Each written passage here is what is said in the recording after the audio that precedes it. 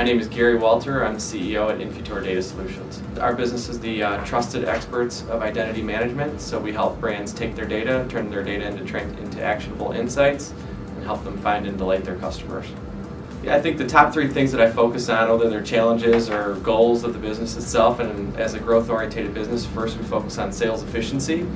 Second, we focus on constant product innovation and iteration of product and constant product improvement. And the third major thing that we focus on is security and privacy around consumer identities and data-related topics. Yeah, the best business advice that I've ever been given has been from my executive coach, and he really helped me to understand what it goes from moving to a player to a leader to an actual inspirational coach, and focusing on three core attributes around all the employees that we have in the business, and those three are loyalty, skill, and fit to the business themselves. It allows us to constantly evaluate and have a great team around us. So the impact that advice had on the business itself, it gave me a constant framework to, when we're attracting new people, we've hired around 75 people in the last year and a half, 2 years. And so really having a constant framework that we're allowed to use in a scalable fashion to have constant and similar evaluations of people and how they perform and what value that they bring to the business themselves, and who's a good fit for our family-oriented business in the long term. Yeah, I think we look at a lot of metrics in our business, and so we track a lot of different data points in what we're doing and how we're building the business and how important our business is to the industry itself. And so retention is obviously one of the first key aspects of the business that we do. Diversity of the staff is another major data point that we track across the business. We also have a ground-up program where where staff recognizes the values amongst themselves and how people are helping them, what's an innovative thing that someone's done, or how someone's been supportive across the business. And so really the grassroots efforts of letting staff recognize each other has been critically important to what we're doing and how we enable culture to be done across the company from everybody. Yeah, so we really focus on people that we have in our business. Businesses are all about people and who works there and who you want around you and who you surround yourself with. And so that's critically important to me and everyone else in the business themselves. I mean, any business can only grow from 1 to 150 people if you have good, strong people who understand the mission that you're trying to do and the goals you're trying to accomplish and are like-minded people. And so the more we can attract and retain and build up people is a lot easier than trying to replace people in the long term. When we retain top talent and we go out to look for top people, we try to put the best marketing message that we can out there, but it really comes down to having a strong core culture. The best employees we have are always the referrals from internal employees here who have had a good working experience, who have built themselves up and built their own personal careers. And when we enable them to be entrepreneurs and CEOs of their own purpose, and we scale that message across the business, we ultimately end up finding the best people possible.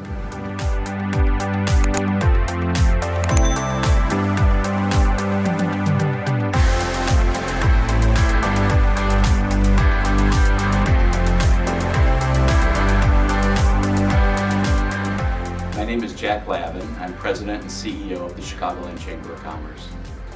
The Chicagoland Chamber of Commerce is a membership organization. We have over 1,000 members, and we work with companies to help them make connections to grow their business, to be the voice of business when we're advocating, whether it's at the Chicago City Council, the state legislature, or Cook County, to make sure the voice of business is being heard.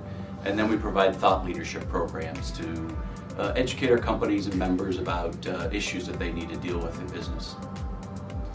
The biggest challenge that I've ever faced in my current role is really constantly innovating. I mean, the world is changing so quickly, and for the Chicagoland Chamber of Commerce, we have to be relevant to our members. We have to constantly be looking at what is happening in the business community. How can we help grow the economy? How can we help put an environment for the Chicagoland economy to grow? So we constantly have to be listening to our members, talking to our members. We have to reimagine and reshape our programs every day to make sure they're meeting the needs of our members, but also looking at the environment, working with the city council or the state legislature to say, how can we make sure this is a more friendly business environment? So to constantly be relevant, we have to constantly reimagine, reshape our programs, listen to what our members want, and be sure we're out there as the voice of business when we're talking to the state legislators, the governor, the mayor, to do that, to make sure that we are constantly being that voice of business to help us grow. One of the challenges, or the biggest challenges I've ever faced in many of the jobs I've been, is coming into an organization that has been leaderless or needs new direction or is floundering. I did that when I took over the Department of Commerce and Economic Opportunity. We needed to reorganize, we needed to come in. But in order to reorganize, you need to listen to all the stakeholders and what's going on. Same was true when Governor Quinn, as Chief of Staff to Governor Quinn after the previous governor left through impeachment. We had to listen to folks. What do we need to do? And we listened, and we passed the largest capital bill in the history of Illinois.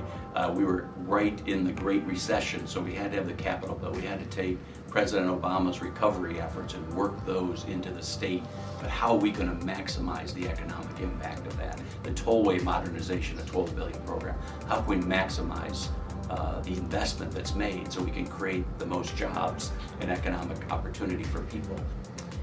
What differentiates our culture from our competitors? We are constantly trying to listen to our members, give them the greatest value proposition that we can, and really to make sure that we're out there advocating for them every day.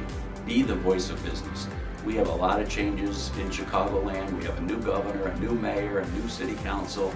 Lots of changes are happening. So we need to constantly be out there listening to people, talking to people, and our culture has to be that we're welcoming, we want to hear your ideas, and then we want to take those ideas and give the best value we can to our members. Now that could be an advocacy and fighting to be the voice of business. We are the largest independent voice for business in Chicagoland.